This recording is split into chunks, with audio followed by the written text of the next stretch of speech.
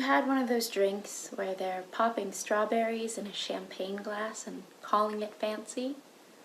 Aesthetically pleasing, sure, but it doesn't actually add anything to the flavor.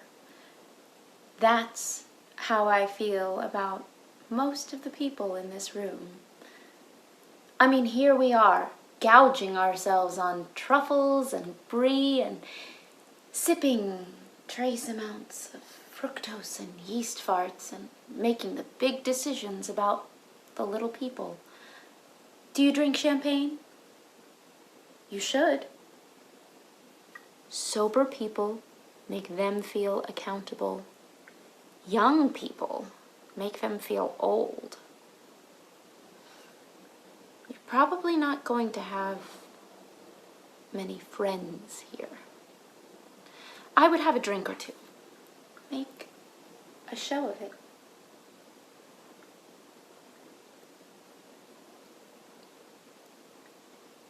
I'm looking forward to working with you.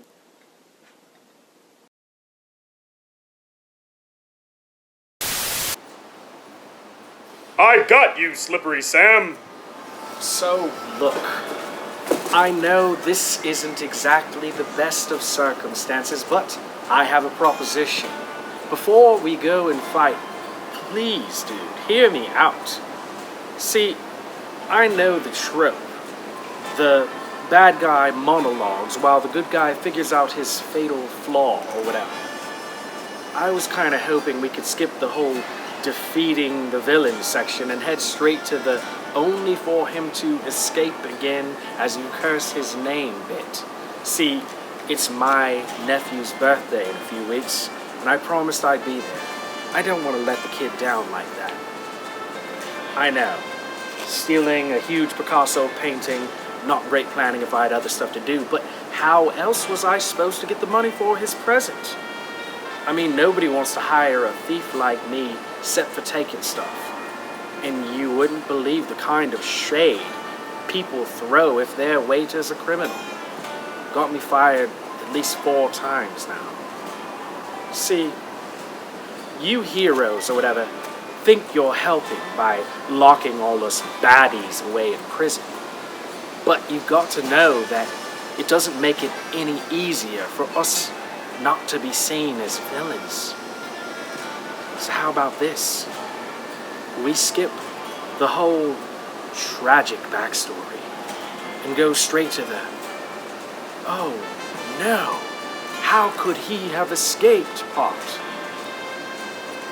All right.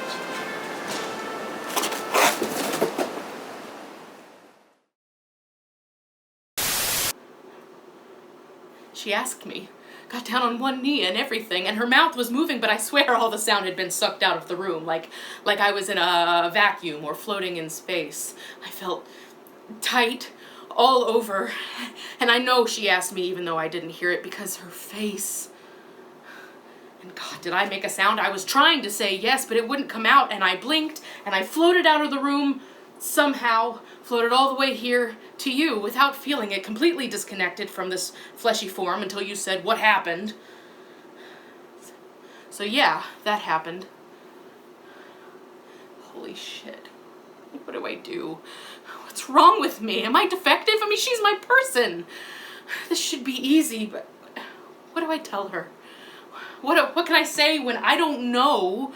I thought I knew what I wanted, but when all my dreams were coming true right in front of my stupid face, when forever with the person I love transformed from an idea, a beautiful hypothetical, into right here, right now, all I wanted to do was disappear.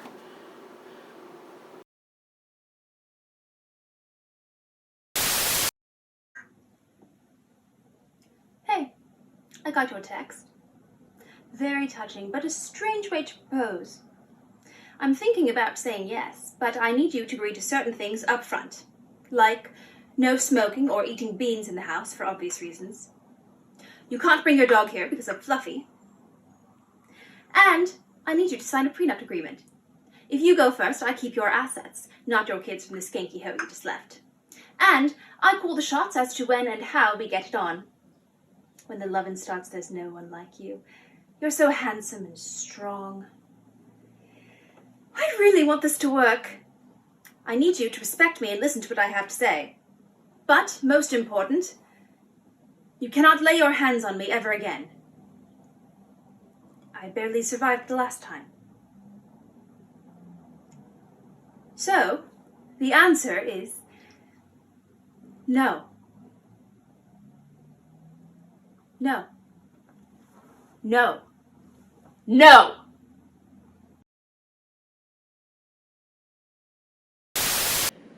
John, we have to get in there. If not us, who? It's been a year since they murdered him. You heard him speak that summer. You saw what he could have been, what he could have done. He's going to be bigger than King, you said. He would have changed the world. He was only 21. They killed him. We've had suspicions about the assassination of King, Malcolm X, and the Kennedys, but Fred Hampton was killed in his sleep by the Chicago police, and as you've suspected for a long time, the FBI. We need to expose this. In a few weeks, everyone is going to be watching the fight of the century. Our source say that the building will be empty that night. That's our chance. Our source says the program is called COINTELPRO. I know we have kids now, and I know we said we wouldn't risk harming ourselves anymore for the sake of the kids, but if we don't do what we can, what kind of world are we leaving them? How will we look them in the eye knowing we could have done something? Fred said, if you walk through life and you don't try to help anybody, you haven't had much of a life. The world needs to know what happened here. So John, will you ride for freedom one more time?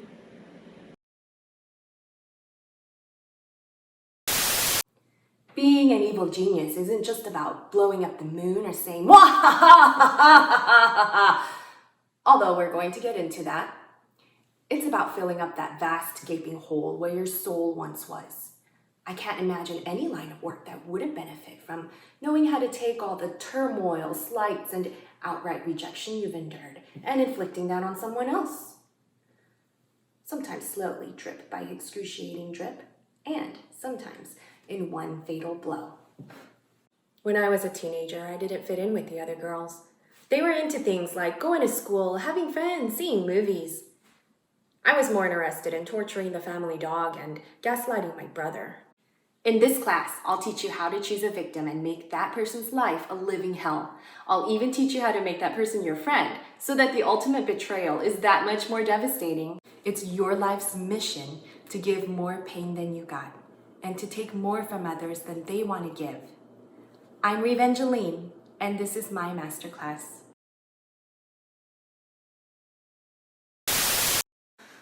I have a proposition for you. You don't give me my biopsy results. I'll pay my bill and slip you a 20 on the way out. Deal?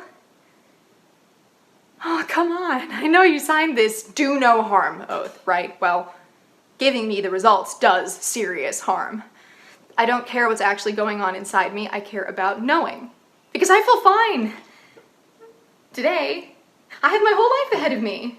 Today, I might learn to play the zither. No, I will learn to play the zither. Sign me up for 5 years of zither lessons. And dating. I can't date people when I have a death sentence. But leave now, well, anyone can get hit by lightning. Or by a falling zither. Okay, I don't really know what a zither is. I was just spitballing. I could slip you a 50. I know there's a chance it might be good news, but if I leave now, it's great news. Until I start coughing up blood. Is that gonna happen? No, don't tell me. Usually I can compartmentalize like nobody's business. You see what this is doing to me? Right now, I am cancer-free and happy. Can we keep it that way?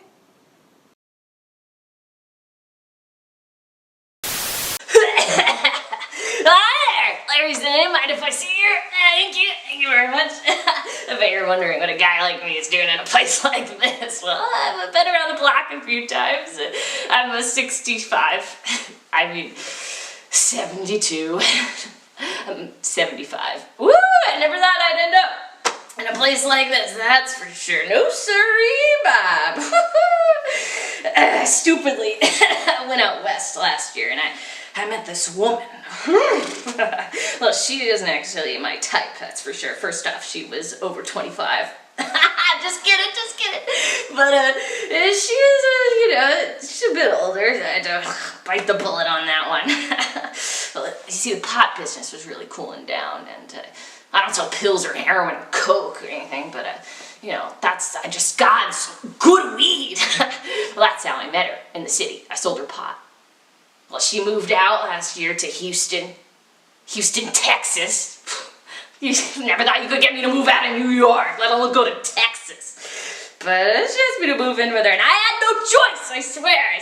So, I hauled myself out to Texas. I even bought a ring for her, a diamond ring. But actually, it wasn't a diamond ring, it was a cone zirconium something or other, but I was hoping she wouldn't notice.